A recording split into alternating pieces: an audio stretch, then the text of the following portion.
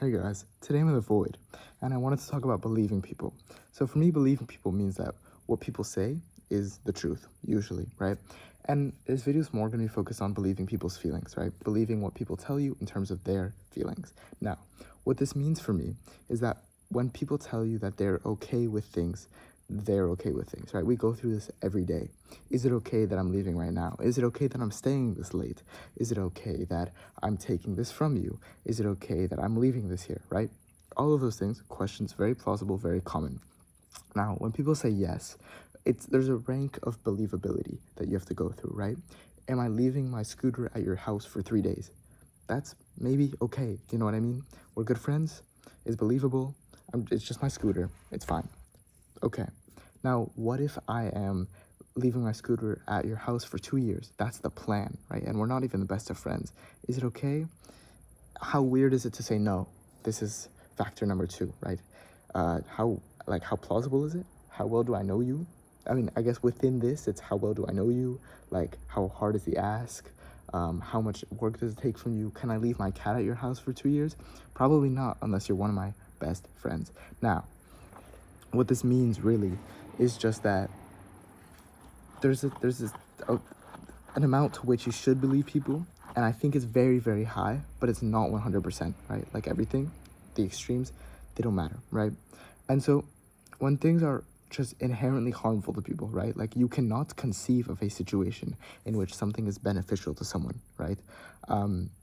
They're actively putting themselves in harm's way, and there is a plausible reason why they would be doing that that is counter to their interests, and they are telling you with like some doubt that things are okay, and you're probing them, and you're really giving them like you're trying to make sure that they're okay with it. Like, you know what I mean? Is it worth believing them? Is it worth taking that risk? Because if you give them that inconvenience and then they are inconvenienced, then perhaps the right thing was not to give them the inconvenience, to not believe them. And this is kind of counterintuitive to my whole psychology of like believing people, loving people, living around people, you know what I mean? But at the same time, it is just so common for people to want to lie for your benefit. And I think that it's good for your benefit to not let people do that. In terms of the best thing you can do, obviously, is to not get into is to not get into that situation, obviously. But I also think that something really good to do that is to just keep probing them with questions, right? Are you sure this is okay, right? What about this? What about this? What about this? And it's going to take a lot of effort from you, especially mentally, because you have to ask a lot of hard questions about all of the little inconveniences that you're making them take in that might end up with them saying no. And if they end up saying no and you lose, that's just a price you have to accept by choosing to not believe them in that scenario. If they keep saying yes, yes, yes, yes, yes, look at the tone. Look at how well you know them. Look at your ask again. Reevaluate all the new factors that you have and see if you want to believe them now, right? And if you still don't, and if your gut is telling you that what you're doing to them is still wrong, then don't do the thing maybe, if it doesn't cost you too much. If it does cost you too much, then do the thing, right? Like, at the end of the day, you have all the moral permission to do it. But this is not about moral permission anymore. This is not about moral permissibility. It's more about being conscious that things do hurt other people when they say that they don't hurt other people.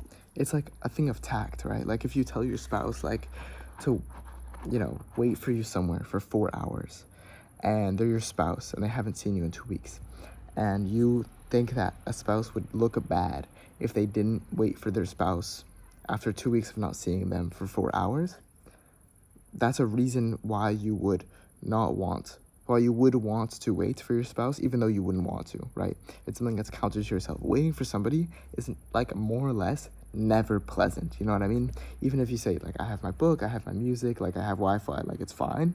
Like it's never pleasant. You could be doing anything else, right? Unless you have a really good alibi. Like I have my computer, and my computer has all of my work stuff on it, and I'm just as comfortable as I'm at home because my office is one block from where I'm waiting for you. Something like that, right? But if you don't have that and you're just like, oh, I have to wait for you, obviously you're not going to emphasize that if you're trying to be humble, loving, strong, whatever. But at the same time, there's something just so attractive about letting that person say, like, yeah, I'm gonna wait for you. Like, we love to self-indulge, right? We love to say that this person is waiting for me. But it's also really important to recognize, as just somebody who is a human, who understands humanity and sees other humans, that it is not pleasant to wait, and that if you were asked to wait for 4 hours for a spouse that you haven't seen in 2 weeks, like, maybe you would want to say no. And then it is the opportunity to tell them, are you sure? You're allowed to say no. I really understand. We're spouses. Like, we understand each other. Like, you know what I mean? It's not a big deal. It might like sound bad, I guess, but we both agree that it's not, and that's the only thing that matters, etc., etc., etc. You go on, and they're like, yeah, like, low-key, I don't really want to wait for you. And then it's like, okay, like, we're both deciding that it's fine, and we're making that decision happen. And that's the sign of a strong relationship, right? Is when you can believe each other. But I think, in general, you should believe other people, right? To like a 99% accuracy. I've only had one situation in my whole life, believe it or not, my very, very long life, that I really shouldn't have believed someone. And it's hard for me to blame myself, but it's also very easy to see where I went wrong and where I could do better next time, right? It's hard for me to blame myself because the actions that I took, I technically had the moral permissibility to do. At the same time, it is very understandable why I was given the response that I did. And all of these factors, if I had taken all the tests that I put forth in this video, then I wouldn't have made the same mistake that I did. Anyway, that is all for today. Thank you for watching. Please subscribe. So I'm happy. We're trying to reach 100 subscribers by the end of this challenge, which ends in, I think, 20 days. Today's the, ooh, wow, 20 days. Oh my gosh. But yeah. So I hope you enjoyed. Wow, my eyes are very red. It's like 2 a.m. So in the void, actually. I'm just like in the time zone. You know what I mean? The void, there's some bugs around, but it is what it is. I'll see you later. I hope you learned something. Enjoy. Bye-bye.